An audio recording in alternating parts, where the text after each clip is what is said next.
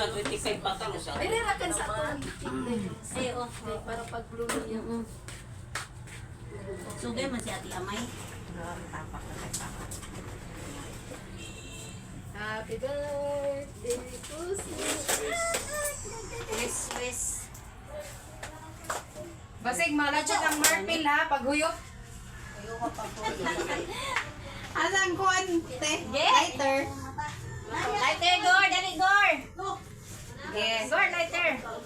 Dito sa ilong dyan, ilong. Nakol. Paaling bangko. Ay, ako po dam.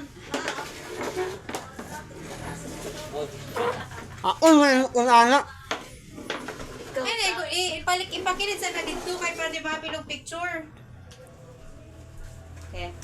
1, 2, 3, go, smile. 1, 2, 3, go. Oh, mag-happy birthday na dayon. 1, 2, 3, go. Happy birthday to you.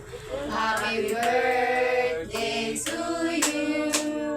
Happy birthday, happy birthday, happy birthday to you. Grabe yung post ni ba kay Kig yun? Sige na, mag-pray sa Sige ta. na. Sige.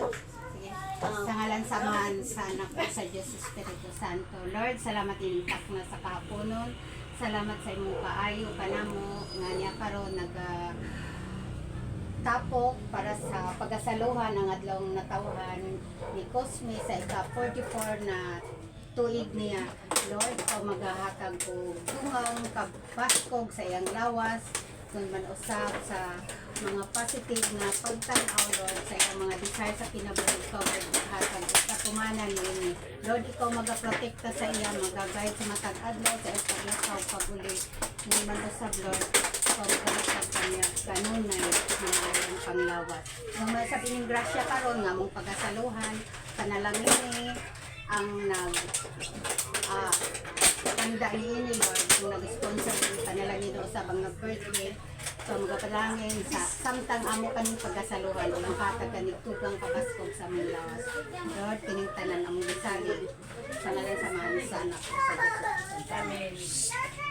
Una man day dapat tong prayers. Sige lang, order. Happy birthday to you.